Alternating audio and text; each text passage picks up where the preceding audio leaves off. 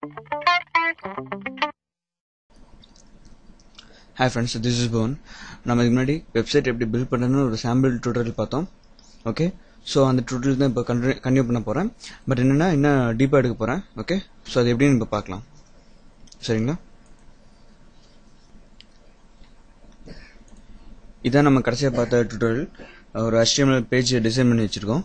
Okay, so இதில் பார்த்தீங்கன்னா இப்போ கண்டெய்னர் மொத்தம் இதில் 4 டைவ் டேக்ஸ் யூஸ் பண்ணியிருக்கோம். ஃபுல்லாக கண்ட்ரோல் பண்ணுறதுக்கு ஒரு container. Okay,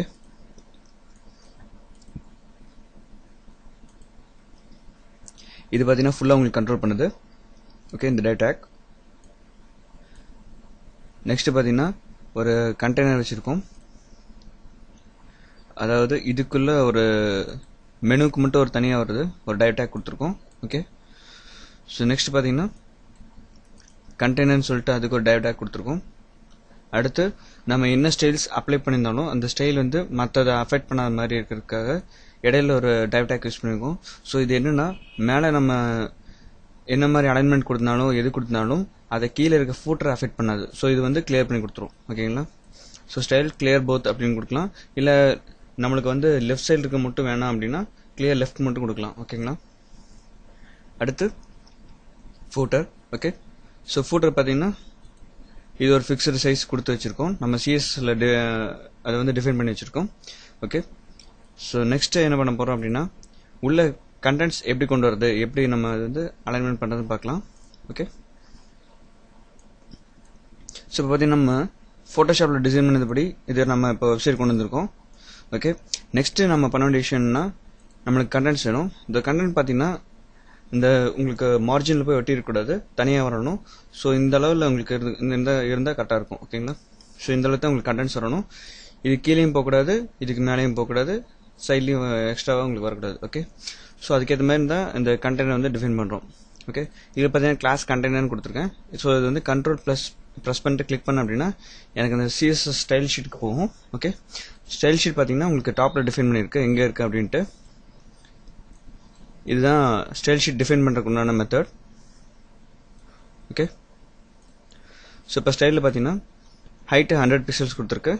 okay, so 100 pixels மேலே இருந்துச்சுன்னா உங்களுக்கு வந்து எக்ஸ்ட்ராவாக போகாது. சரிங்களா, இது வேணும்னாலும் நம்ம இன்க்ரீஸ் பண்ணிக்கலாம். எப்படின்னா இன்கேஸ் வந்து இது எக்ஸ்ட்ராவாக வேணும் தேவைப்படும் அப்படின்னா நம்ம மினிமம் ஹைட்னு ஒன்று இருக்குது, அதை செட் பண்ணிக்கலாம். ஓகே, ஸோ மினிமம் ஹைட் 100 கொடுத்தோம் அப்படின்னா மேக்ஸிமம் எவ்வளோ வேணாலும் போய்க்கலாம் அப்படின்னு அர்த்தம். ஓகேங்களா,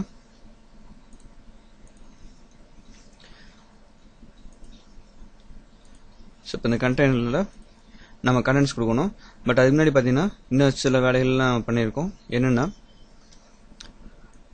பேக்ரவுண்ட் இது செட் பண்ணியிருக்கு. ஓகே, ஸோ அதுதான் நம்ம இந்த இதுக்கு பார்த்தீங்களா ஃபோட்டோஷாப்பில் நம்ம டிசைன் பண்ண இந்த சைடில் இருக்க அந்த எஃபெக்ட் தான் இந்த பேக்ரவுண்ட் இது. ஓகே, ஸோ அந்த இமேஜிங் கொடுத்துருக்கோம், பேக்ரவுண்ட் இமேஜிங் கொடுத்து டிஃபைன் பண்ணியிருக்கோம். நெக்ஸ்ட் பார்த்தீங்கன்னா பேக்ரவுண்ட் ரிப்பீட் வந்து ரிப்பீட் ஆகக்கூடாதுன்னு சொல்லி கொடுத்துருக்கோம். Background repeat, no repeat. Okay, position பார்த்தீங்கன்னா ரிலேட்டிவ், அதாவது அந்த டைவ் டேக் எந்த டைவ் டேக் உள்ளே இருக்கோ அந்த டைவ் டேக் ஏற்ற மாதிரி இது அலைன் ஆகும். ஓகே, ஸோ இதுதான் மெயினான பார்ட். டாப் வந்து பார்த்தீங்கன்னா -30 பிக்சல்ஸ் கொடுத்துருக்கு. அடுத்து ஜெட் இண்டெக்ஸ்னு என்ன சொல்கிறேன் அது முன்னாடி இது பார்த்தீங்கன்னா ஸோ டாப் -30 பிக்சல்ஸ் கொடுக்கும்போது என்ன ஆகும்னா ஆட்டோமேட்டிக்காக எனக்கு இந்த டாப் பொசிஷன் பார்த்தீங்கன்னா இது -30 பிக்சல்ஸ் தள்ளி அலைன் ஆகிக்கும். ஸோ அதுட்டு என்னென்னா எனக்கு வந்து இது வந்து இந்த எஃபெக்ட் இருக்குது பார்த்தீங்களா, இது கரெக்டாக வரும். ஓகேங்களா, ஸோ என்னென்னா இங்கே ஆல்ரெடி ஒரு டைவ் டேக் இருக்குது, அதாவது இது ஒரு டைவ் டேக். ஓகே, ஸோ அதுக்கப்புறம் பார்த்தீங்கன்னா மெனு ஒரு டைவ் டேக். பட் பார்த்தீங்கன்னா இங்கே ஒரு டைவ் டேக் இருக்கிறதுனால நான் அந்த டாப் -30 பிக்சல்ஸ் கொடுக்கல அப்படின்னா என்ன ஆகும்னா இப்போ பாருங்கள் 0 பிக்சல்ஸ் கொடுத்துறேன்.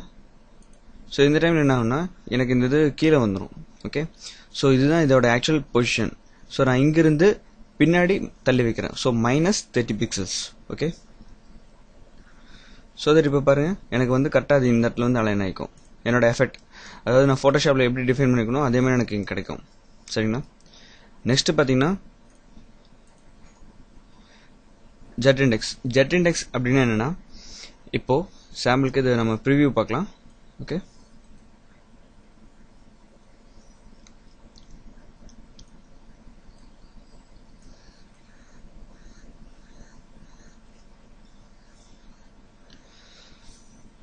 ஸோ இது பார்த்தீங்கன்னா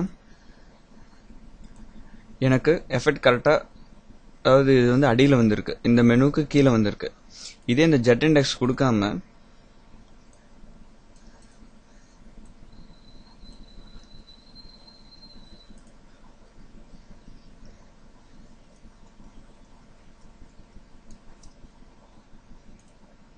இந்த ஜெட் இண்டெக்ஸ் கொடுக்காம இப்போ ரெஃப்ரெஷ் பண்ணி பாருங்க, இந்த இது எனக்கு மேலே வந்து ஓவர்லேப் ஆயிரும்.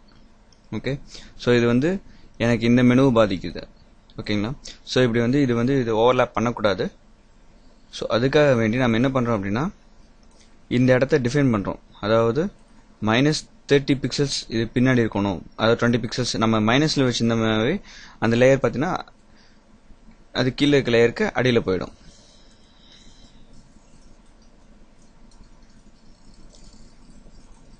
இப்போ பாருங்க.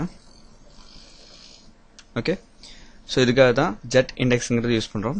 ஸோ இது வந்து எல்லா லேயர்ஸ்க்கும் நம்ம அப்ளை பண்ணலாம். பட் ஒவ்வொரு லேயருக்கும் நம்ம என்ன வேல்யூ கொடுக்குறோமோ அதை பொறுத்து உங்களுக்கு அலைன் ஆகும். ஓகே, அடுத்து பேடிங். இது முக்கியமான கான்செப்ட்.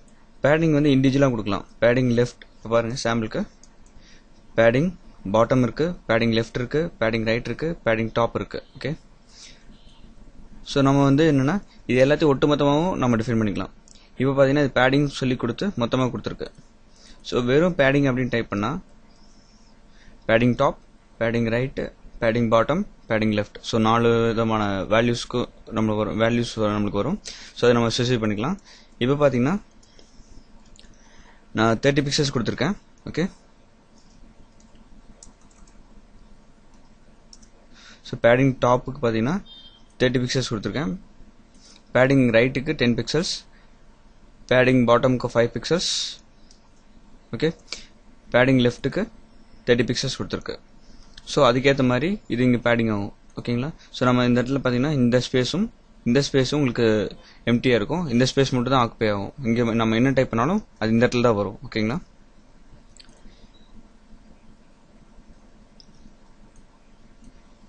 Okay right. நெக்ஸ்ட் பார்த்தீங்கன்னா நம்ம இப்போ இங்கே ஒரு இமேஜ் பிளேஸ் பண்ணலாம். Okay, so image source. இப்போ பார்த்தீங்கன்னா நான் இங்கே ஒரு இமேஜ் கொடுத்துருக்கேன். ஓகே, ஸோ இந்த இமேஜ் பிளேஸ் பண்ணலாம். நெக்ஸ்ட் பார்த்தீங்கன்னா இது க்ளோஸ் பண்ணணும். ஓகே, ஸோ இப்போ பார்த்தீங்கன்னா இமேஜ் சைஸ் பார்த்தீங்கன்னா ரொம்ப பெருசாக இருக்குது. ஓகே, ஸோ நம்ம இந்த இமேஜோட சைஸை நம்ம இங்கேயே மாற்றலாம்.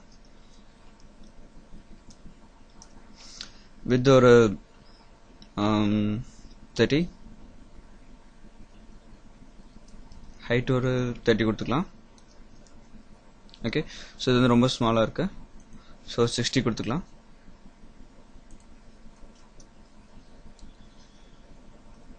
ஓகே, ஸோ ப்ரிவியூ கொடுத்து பார்க்கலாம்.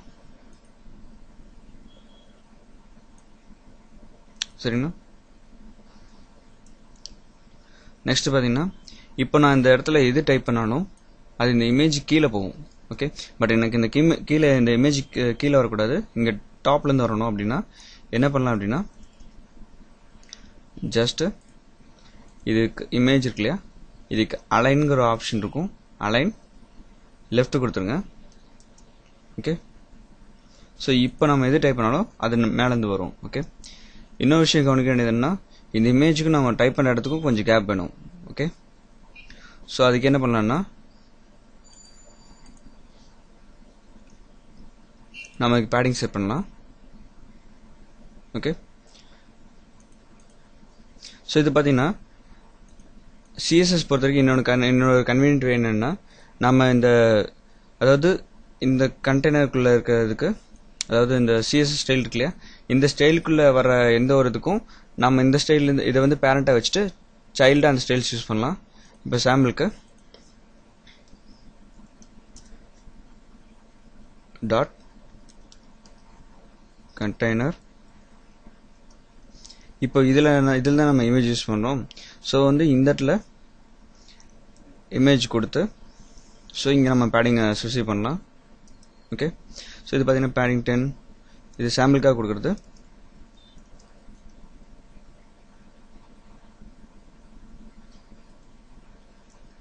இது எல்லாத்துக்கும் பிக்சல்ஸ் டிஃபைன் பண்ணிக்கணும்.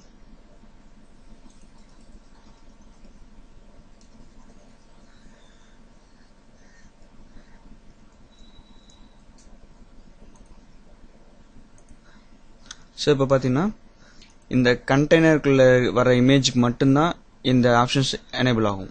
ஓகேங்களா? இதே வந்து இந்த கண்டெய்னர் விட்டு நான் வெளியே ஏதாச்சும் இமேஜ் கொடுத்தேன் அப்படின்னாலும், சாரி, அதாவது இப்போ வந்து இந்த இடத்துல நம்ம கொடுத்துருக்க இமேஜ் இருக்கு இல்லையா, இதையே அப்படியே காப்பி பண்ணி திரும்ப ஃபோட்டோவில் கொடுக்குறேன். ஓகே, பட் பார்த்தீங்கன்னா இதுக்கு அந்த பேடிங் அப்ளை ஆகாது, இந்த இமேஜ்க்கு மட்டும் தான் பேடிங் அப்ளை ஆகிருக்கும்.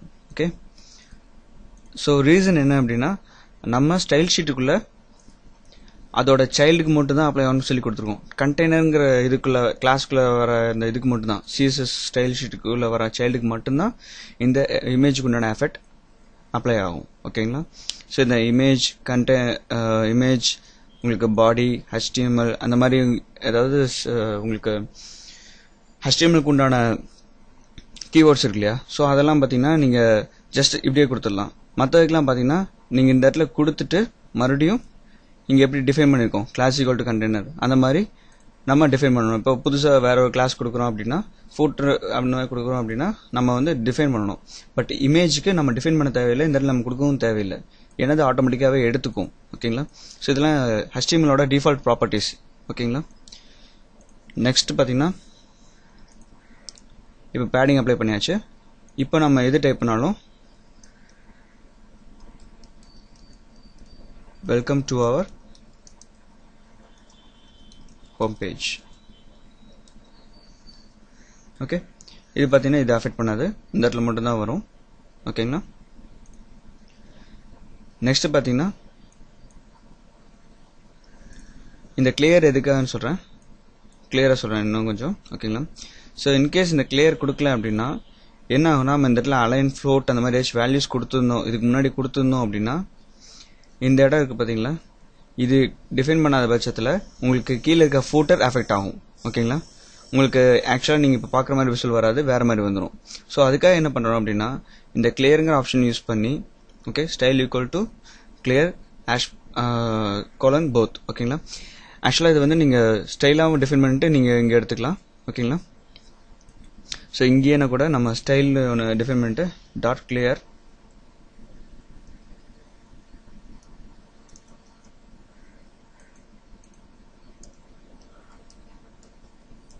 Okay clear both left and right inherit இதெல்லாம் ஆப்ஷன்ஸ் இருக்கு. நம்ம clear both கொடுத்துக்கிறோம். Okay,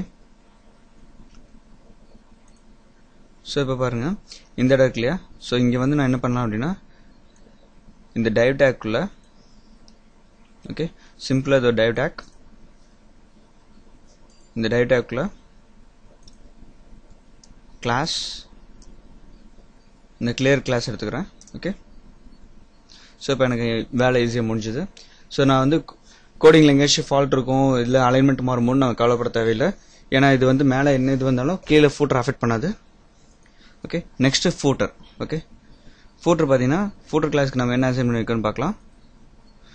just background image, அதாவது இந்த கீழே வர பேக்ரவுண்ட் இருக்கு இல்லையா, ஸோ இது மட்டும் நான் க்ராப் பண்ணி எடுத்திருக்கேன். இந்த இடம் மட்டும் க்ராப் பண்ணி தனியாக எடுத்திருக்கேன். இமேஜஸ் ஸ்டோர் பண்ணியிருக்கு, அந்த இமேஜ் தான் அங்கே யூஸ் பண்ணியிருக்கோம். ஓகே,